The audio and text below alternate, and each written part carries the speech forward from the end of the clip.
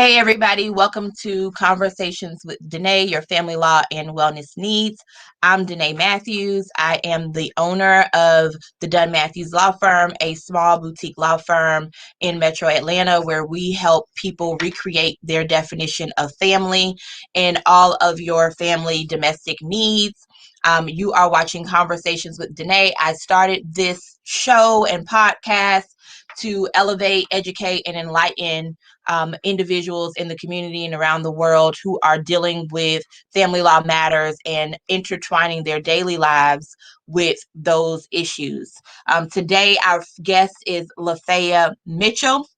Lafaya has over 20 years of experience offering effective strategies to healing relationships within families who are overwhelmed socially, emotionally, and or behaviorally challenged children. She provides over 2 decades, of experience. I do not want to, minimize her effect on the world. She has over 2 decades of experience in the mental health field. She is a therapist, a trainer, a consultant, and social programs specialist. Lafaya has consistently aided individuals, families, and organizations in their attempts to develop and maintain positive relationships and achieve functionality, impactful results with the children they serve through the use of the Lafaya Way. The Lafaya Way is a foundational philosophy behind her informative book series, The Lafaya Way. And so without further ado, I will bring on Lafaya today as we talk about our children's mental health. Welcome, Lafaya. Thank you for joining us today. Hello, Dene. It's very nice to be joining you. Thank you. So go ahead and kind of tell our viewers a little bit about yourself, how you got started doing what you're doing, that type of thing. Oh man, okay, you told them so much about me. Okay, so I got started doing what I do due to, I would have to say, divine intervention, because I was a hypersensitive kid myself, and I had a lot of struggles of my own just coming from a trauma experience. And I was kind of off the hook. And so as I got older, I really learned how to kind of handle myself and dealing with the relationship with myself. And it seemed like each career move that I would make, like from the beginning, it was very strange. So I started out when I was 15. Okay, I worked at Jack in the Box. That's the only kind of job I had like that at 15. But by 18 years old, I was working for an in-home care facility for developmentally disabled adult male sex offenders. And I have been working in mental health since. So even though that was not in my plans at all, to do anything having to do with mental health, I was going to be a nurse, right? Which would have been a bad idea for me, by the way. But it was just like every job opportunity that came up was mental health. And then when I was attending college, I took one psychology class, and I knew that I was like, okay, how do I do that? Like that's really what I want to do. And so that didn't scare you, like being in that environment at 18 years of age didn't like make you say, oh no, this is not for me, I am not, this is whatever. No, it was, I You were loved it. drawn to it. Right. It was, I love this. I was very, I've always been, whether I started out with developmentally disabled adult male sex offenders, but then I went on to work with severely emotionally disturbed children. That was my next job at the children's home. And then in all of it, in each environment, other staff people, they would have a lot of struggles with the kids, a lot of struggles with the adults. I never had a struggle. It's just my style has always been one where I'm able to connect and help them to move in the direction that they need to in order to be able to have better behavior. And it's just been natural for me from the beginning. So it's just your calling, period. Yes. Period. Yes, for sure. But you listened It's my to life. that too. It's Like my that's life. just so as a teenager though, you said that you were kind of, you had your own struggles. Oh yeah. I had a lot of struggles. I was in gang. I thought I was a gang member. I thought I was some of everything. I'd rather step on somebody and beat somebody up than talk to them. I had all kinds of stuff going on when I was younger, and I thought flat out that I just hated people. But as I grew older, I recognized it wasn't so much that I hated people; it was that I'm uncomfortable with the experience that I have with people. That hypersensitivity that I spoke to is that's what's really the foundation behind my theory. It's that I understand that when a person is extremely sensitive, when I say hypersensitive, I just mean sensitive to the stimuli around them. And people think that, it's the five senses. And I always throw in that sixth sense that I've added now, which is that emotion soaking that people tend to do when you're extremely sensitive. You tend to feel into the feeling energies of other people more easily, more intensely. So it disrupts your ability to have good responses to other people. And so since I knew that for myself, when I started doing the work with others who were hypersensitive, then it was easy work for me because I understood that they were drawing from what was going on with everybody else. So I would speak more to what was really going on with them, as opposed to kind of looking at the behavior and telling them, oh, this is wrong and that is wrong. I spoke to what they needed. So then how did you get introduced into it? Like, was it just, I need an internship or I need a job, and this is what's available? Or was it something that someone else saw in you and decided to, help you flourish in it? Okay, so it started out with my auntie owned the care home facility. That's how I ended up with that first job. What she noticed right away is I was very good at it. They would act out with all the rest of the staff and not with me. She wondered what it was I was doing. And I was like, I don't know, I'm just being me. And then when I went over to the children's home, same results. The children would act out. They'd be their coding would be in the reds and all the bad, colors when other staff was there, and in the blues when I was there, and they just noticed there's something a little bit different about how I do things. Didn't quite get it. And then it stepped up from there. Then I worked as a family support worker, and they noticed that I would get results with families that other people couldn't get.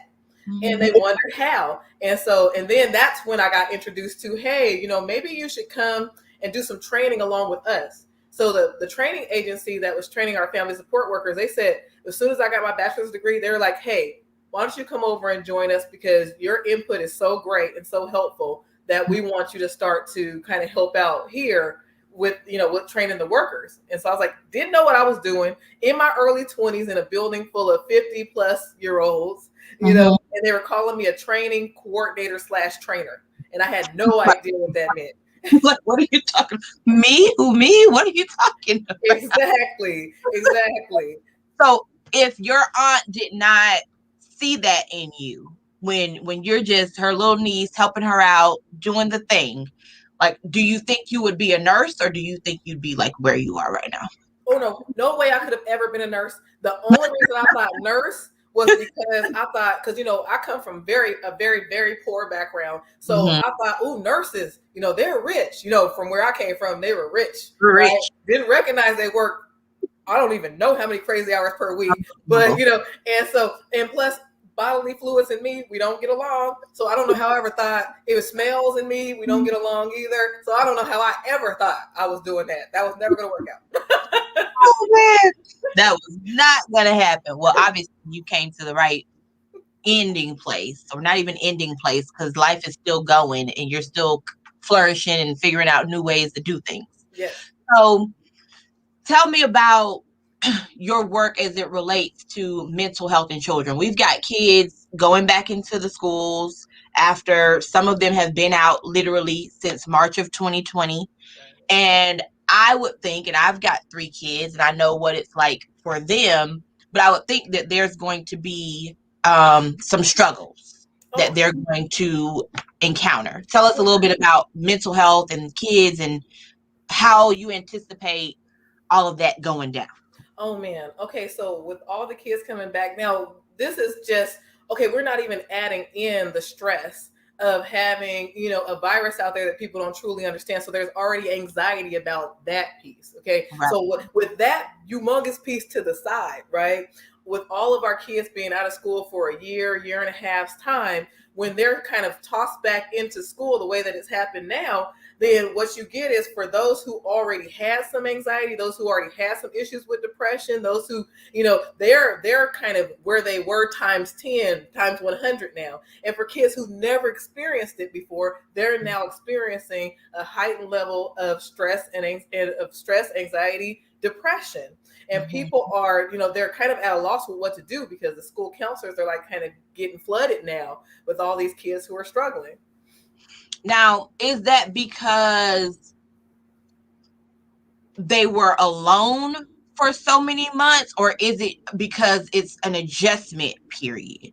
Well, okay, so there's a variety of reasons in here. Okay, so some could be that they have been isolated for so long that now it is extremely uncomfortable to go back into be immersed back into you have to be social environment, right? So you're stuck in the middle of this sea of other children everywhere. And when you're shy, it feels like there's a spotlight on you already when you're accustomed to being around them. And now it's like that again, times 10, times 100, depending on how much you're struggling. The other side of it is what you said, they're off routine. When they're off routine for a long enough time, it has to be an adjustment period. It's just difficult. Sleeping patterns are very different now. There's a lot of different pieces in there.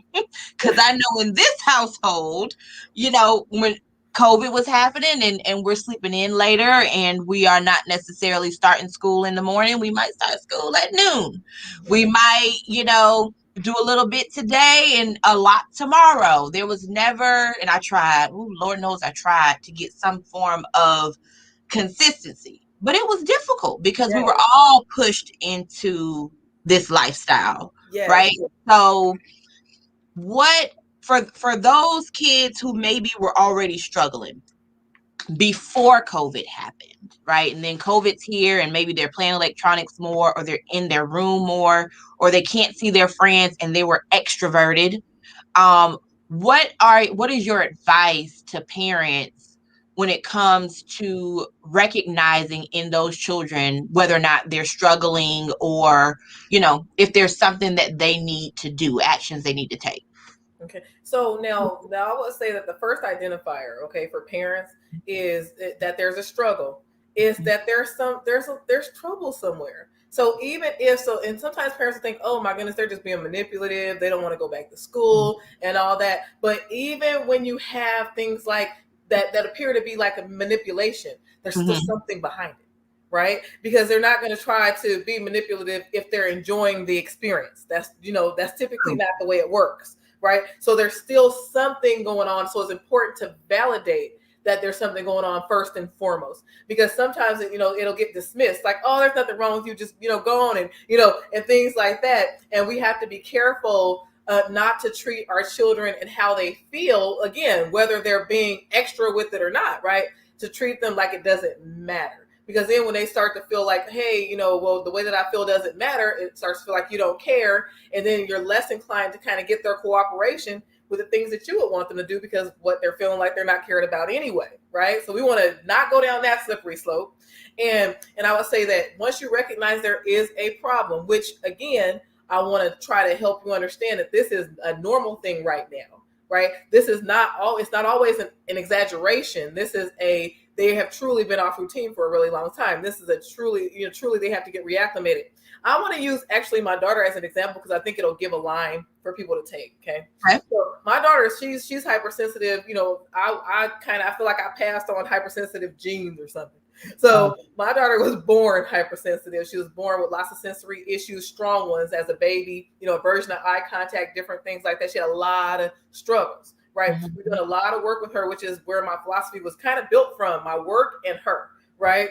And so, but working along the way. Yes. So you figured it out for yourself. Yes. In some regards, but now you've got to figure it out for somebody else. Yes. And it really was. I figured it out for myself. It's like everything that I teach, I've learned it based on my own experiences. That's why I'm so into the Lafaya Way. This is my life gift wrap for everybody, and I'm handing it over. Right. And so, but with my daughter, she has a lot of like social anxiety. And so we got her in a place where, with consistency, with a routine, with all that regular schedule, it didn't really impact her so much, right? But once she was out for this year and a half, going back into that environment, it caused her quite a bit of anxiety. And So so she because flipped back. yes, so because we have this strong relationship that we do, she would send me text messages and say, "Oh, mom, I'm lightweight devastated," and she would explain to me what was going on, and right, lightweight devastated. I'm like, lightweight and devastated, they tend not to go together, but okay.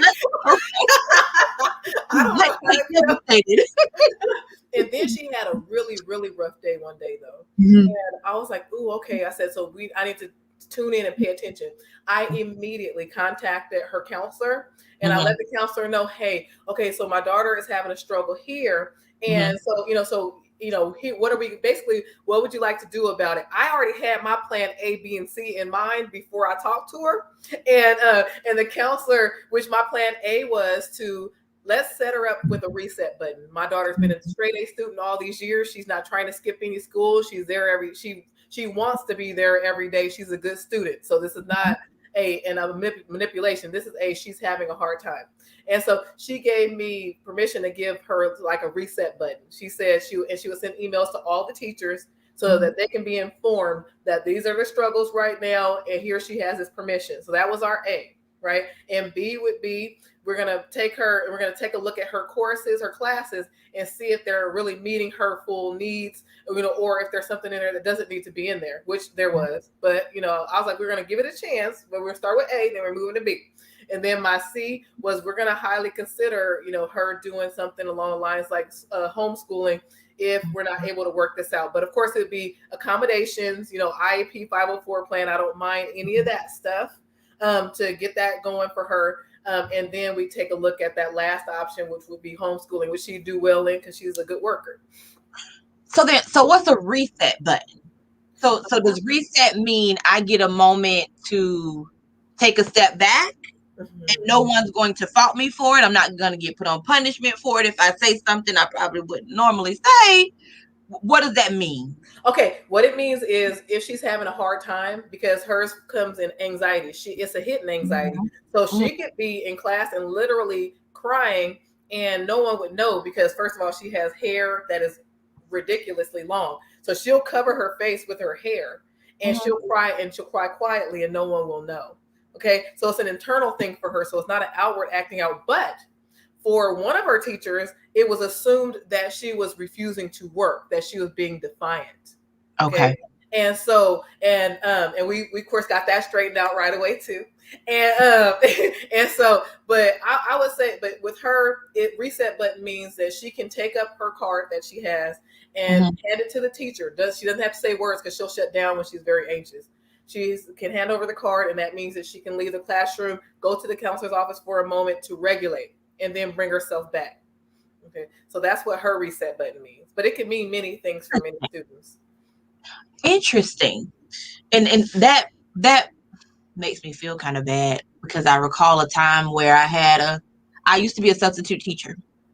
So there was about maybe 2 years where I was a substitute teacher, and I had a child at one point who just walked out of the classroom, though. Nothing was handed to me. Nothing was given to me ahead of time to explain that she had certain things going on and that if she felt a certain kind of way, she could excuse herself from the situation. And to this day, I'm still kind of just like, y'all aren't doing what you're supposed to be doing. I remember going out there talking to administration and saying, what are y'all doing with these kids? Why are you allowing her to do this stuff? She's just going to do it because she's, whatever. And she knows she can do it. And they just said to me, this is just what we allow for her.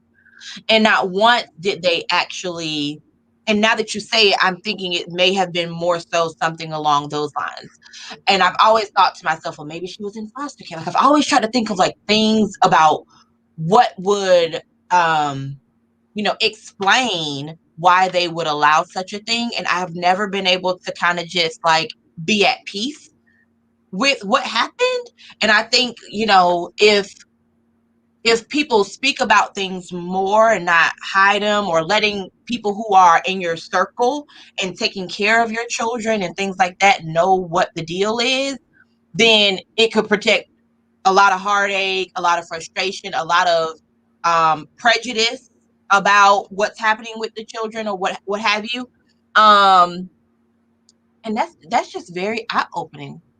Yes, I feel like there are definitely some changes to protocol that need to happen within school. Yeah, I understand because they have the rules. They have to protect confidentiality, of course. which is important. However, the way that it's set up, it's almost set up so that the people who aren't really supposed to know about it can know. So we're in the attendance office, we're in front of a bunch of other students and people that aren't working with your child, Mhm. and the parent is having to explain what's going on in front of all these people, right? Because they asked you when you go to the school. Because I went to the school when my daughter told me that she had been crying for 2 hours, and Wow. she was trying to figure out how to regulate herself, but she couldn't get there, right? And she said, "Mom, I just need to, I need you to come get me." So I was like, "Okay, I'm on my way," right? And then when I went into the attendance office, they asked questions. Oh, what are you pulling them out for? She's not feeling well. And then it's like, okay, and I do need to talk to the counselor. Oh, what do you need to talk to the counselor for? Okay, well, I'm not really going to say that to you right here in front of Right. all of these people, right? With other students and everything else all around, students, parents, and everything else all around, right? Yeah. But then it's not really set up for the teachers to know what's going on. So then the teachers kind of end up looking like the bad guys. One of the things that I used to do for her in elementary school, when she was really had a hard time, when you could call on her to answer a question and she would completely and totally shut down. It would look like non-compliance, like she didn't care, but it Yeah. wasn't. It was just that it was like the shock of them calling her name just caused her to just, and so one of the teachers was kind of after her, saying that she was non-compliant. When I got that call, I of course addressed it, and I let the teacher know this is what's happening. And Mhm. this is what you need to do in the future in order to prevent that from happening. So for her, you have to give her a warning that you're going to call on her. If Mhm. you don't, she will shut down.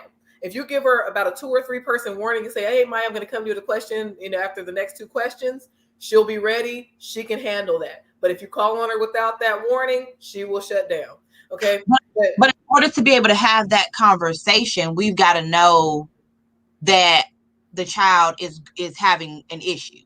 oh yeah, yeah. You Right. have to as a parent, you have that. This is important as parents. If your child seems to be having an issue, even if they seem kind of, I don't know, snotty, bratty, whatever it is, you have happening at home. Remember, with all this brattiness and stuff going on, there's still something else behind it. Like, no person is born wanting to be disliked. So if Mhm. they're doing something to cause themselves to be disliked, that is a sign that there's a bigger problem, like a bigger underlying problem, okay, that has to do more probably with their self-esteem than anything else. But then find out where all that's coming from, right?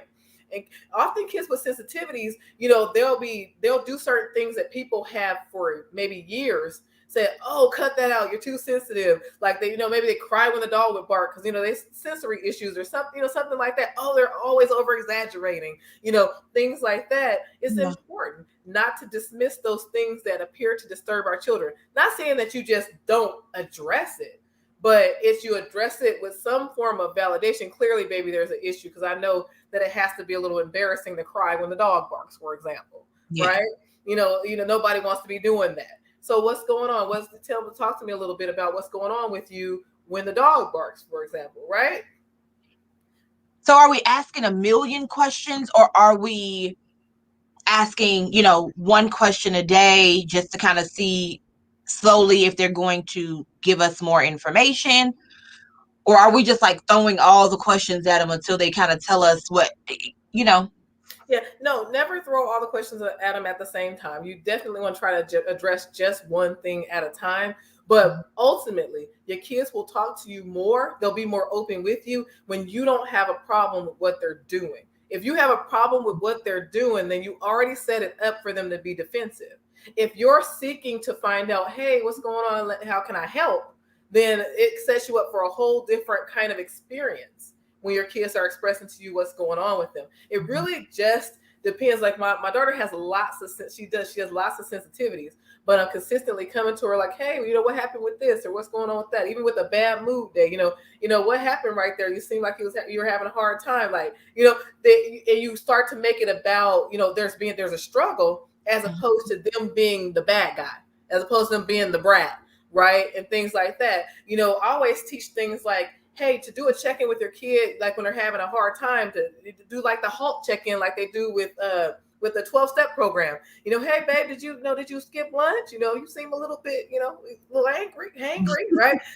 Did you have a bad day at school? Did a teacher like make you mad, yell at you? Did you have an argument with a friend, right? Hungry, angry, lonely for kids. Bored is lonely. When they say they're bored, that means, most of the time they're lonely, right? Hungry, angry, lonely, or tired. Did you get enough rest? Tired is a big one for our kids nowadays because they're up all night on phones, on video games, on TV. There's so much access to so many things they can't rest. This is true. This is beyond true. And I've had to remove phones from rooms because you walk in at 1 o'clock and they were asleep when you walked in at 11:30, and now they're like sneaking over to the side, doing things they shouldn't be doing. And I can see how that can create an issue later on in the day. And I noticed it myself, notice grogginess or just being plain old rude or whatever it is, because you got this underlying thing. But then when you realize that that wasn't the issue, it wasn't being tired, it wasn't being any of the other things, and that it really played into something else, I think that's huge. So what about when parents live in separate houses, right? So like if you've got a divorced couple, or just an ex-girlfriend, ex-boyfriend, and now they are trying to co-parent this child together, but they don't have the same access, that day-to-day access to, keep a watchful eye over what's happening, and talk to their child about things. Like, what, if any, tips do you have to people trying to co-parent? Okay, so my biggest tip for those who are trying to co-parent and that you have completely different, types of schedules, styles, and all that, highly, highly recommend that you go to at least a few sessions of co-parenting counseling for the sake of trying to create a uniform experience for your kids. So no matter how you look at it, when there are two parents, whether living in the same home or not, okay, as much as possible, if you want less trouble, less struggle with your kids, you want it to appear as if the parents are on a unified front. I can't express that enough. Even if you don't like the other person, having something that is consistent across environments, or at least an understanding that's consistent across environments, it will create like this super powered ability to parent.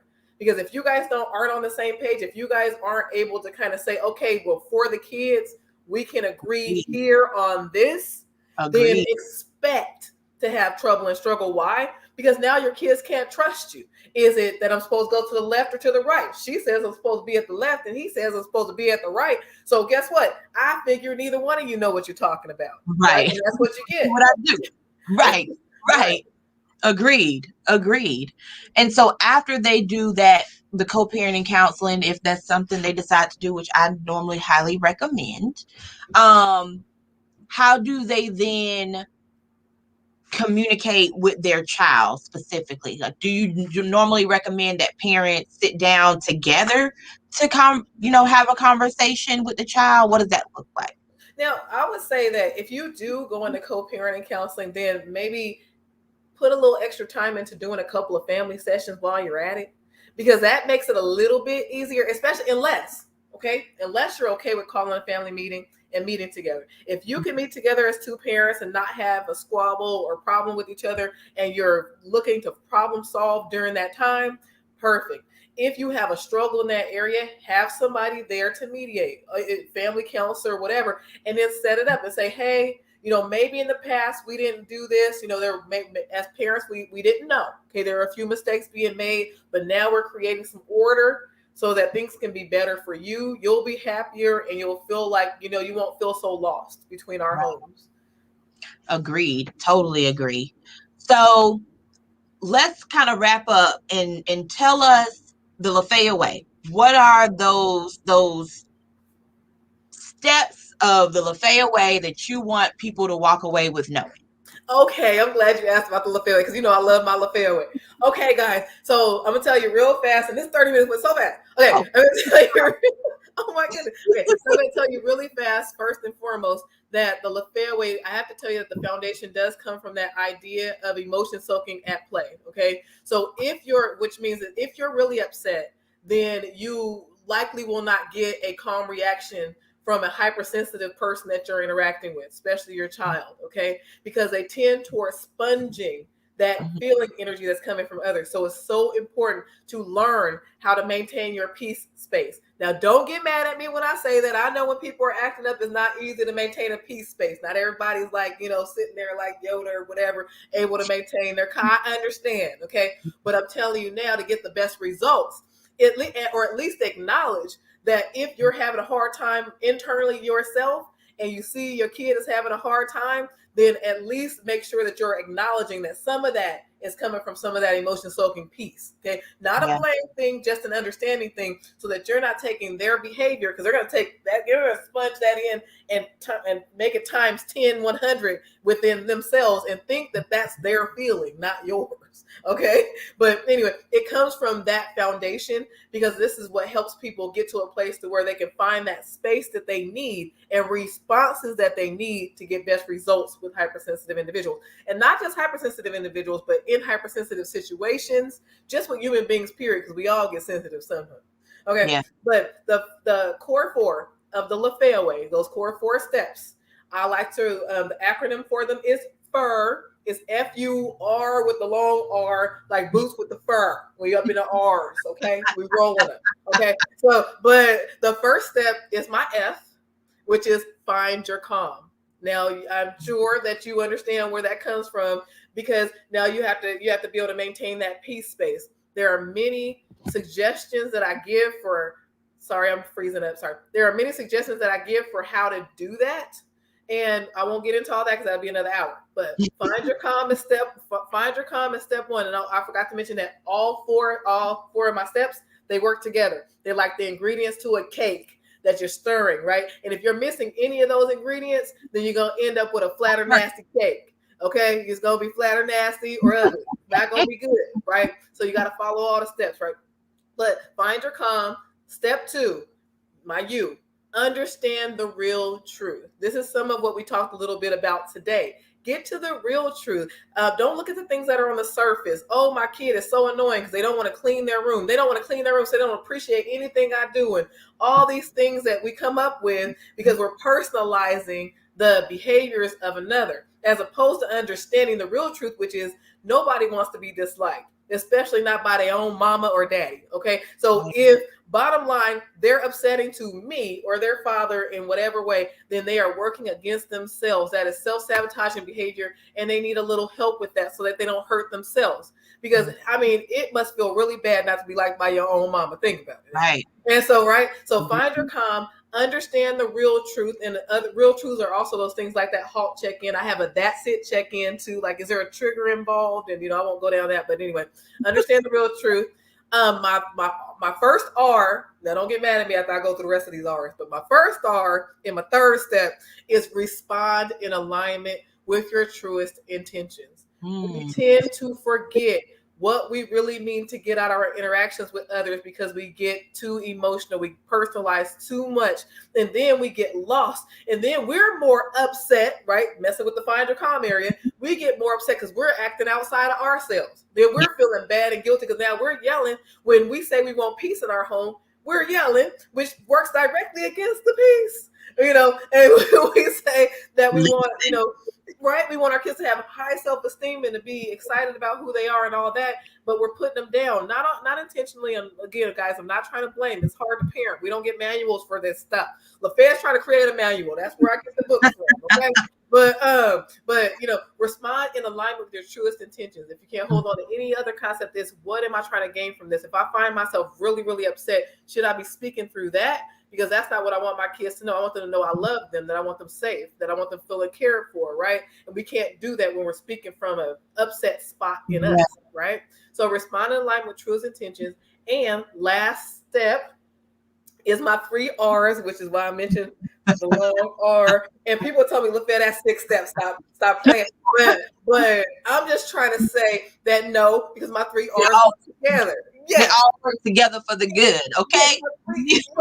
So it's 4, not 6. But my 3 R's. The first part, the first R is recognize the small step improvements. When you're dealing with hypersensitive situations, hypersensitive people, often there's a lot of hopelessness, and we can't expect for it to go from 0 to 100. Our goal is this 100. Right.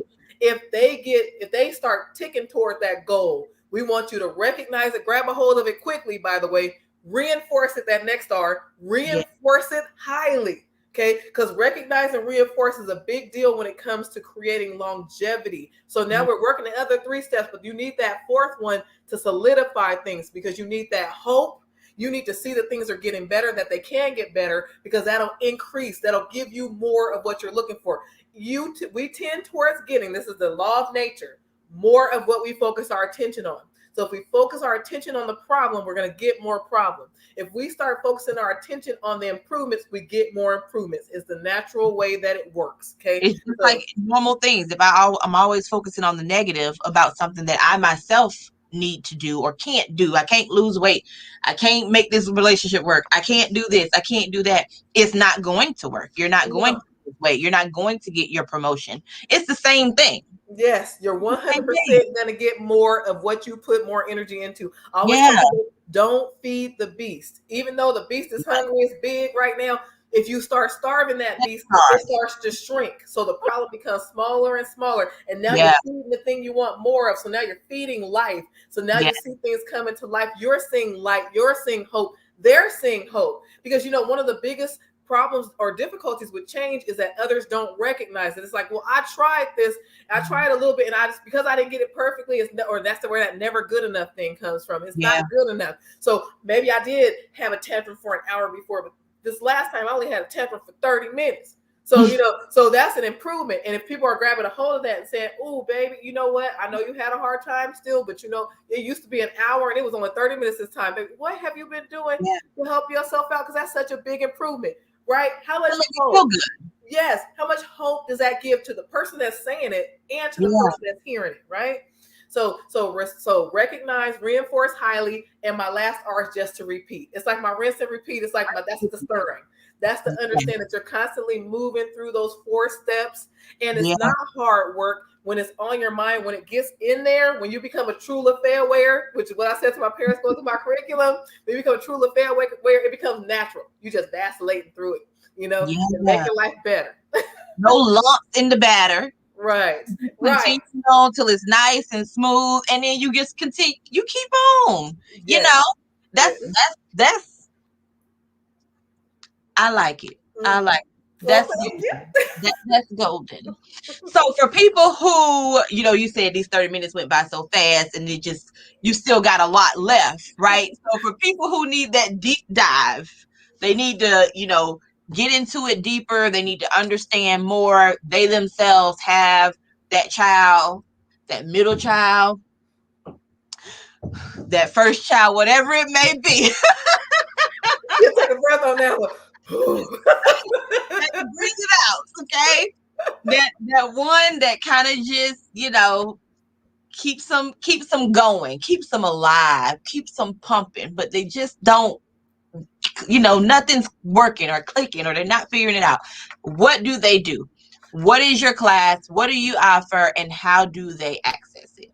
Okay, guys. So this is in steps. Like, there are many things that I give you access to. I would say definitely check out LafayaWay.com. My name is up there. I think Lafaya. I know it's different, but Lafaya Way, one word.com. You'll find all the information about my YouTube channel, where you get so many free videos telling you what to do in difficult moments, telling you how to handle certain situations. And we talk about even down to when, struggle with hygiene, when they won't, eat what it is. You're trying to finicky eaters. I give you some of everything there, what to do with, when there's sibling rivalry, all that kind of stuff. Okay. So that's my YouTube channel. You can go to youtube.com/Lafaya Way to find that. Everything's Lafaya Way, by the way. Check out my Facebook page. I have communities for parents, support communities for parents.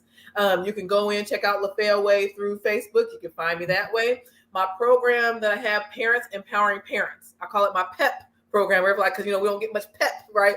My pep program, that gives you a little bit more access to me, We deep dive into the 3 books that have been written so far in my book series. We deep dive into those, which you can purchase that on your own through Amazon.com or just, reach out to Lafaya. Just contact me and I'll help you figure things out. But you can either purchase the books, which I highly recommend. Many parents have benefited from that. But those who purchased the books before I had the curriculum available, they actually came to attend the curriculum, and it just did wonders. It did wonders to change their lives when they got the books alone. But it's a super powered thing when you get together with other parents who are encouraging one another. And now we're working through what your personal issues are, and you get to ask me, yeah, Lafaya, you said find your calm in your book, but look. That you gave me suggestions, but what if they doing this and that and the other? That's where you get those kind of questions answered, and I love those questions. By the way, bring them. That's my best stuff. But yeah, that's how I have so much out there for you. Just check out LafayaWay.com. You'll find something that meets your need at whatever level you need it. Awesome. And I know some people are wondering, or they might look you up and notice that you are on the West Coast. Yes. So this is not something they have to come in person for. No, right? No. For our our Parents Empowering Parents program, that's all done by Zoom. So we have people from all over internationally involved in my PEP program. So please, if not anything else, join that part of it. And then, if you just have chomping at the bit to have to do some, individual in-person visits with me, then we got to figure that part out. Yes. Awesome. Well, someone indicated that this was really good information. So we've definitely helped someone out there, which is awesome.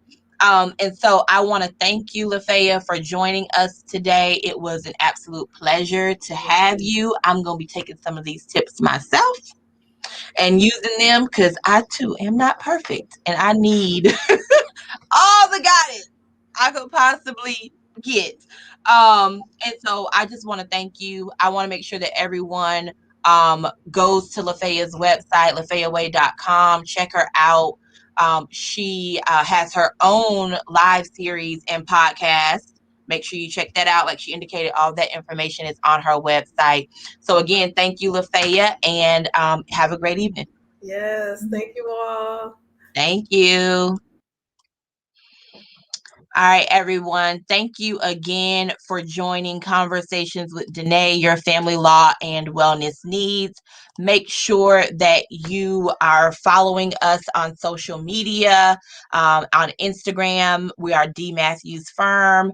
On Facebook, we are at Done Matthews Firm. Check us out on YouTube. Subscribe to our YouTube channel. Follow us on all the others. Share this video with someone that you may know who may be struggling with their children or struggling with figuring out how do they make sure that they are giving their children everything that they need mentally. We're already giving them all the other stuff, the food and the shelter and the clothing and the basic bare necessities, right? But we are raising human beings, and human beings have feelings. Human beings have mental problems and the like, just as you do. So if you know you yourself, or you know someone who is in need of this video, share it with them. If you are currently going through a family law matter or will be going through a family law matter, do not hesitate to reach out to us by phone or email. Our information is on the screen. And we'd be more than happy to talk to you about your issues and what's going on. You can find all of Lafaya's information in the description of this video. If you're listening to the podcast, all of her information is listed in the description as well. We hope that you all have an amazing evening, and we will bid you all farewell.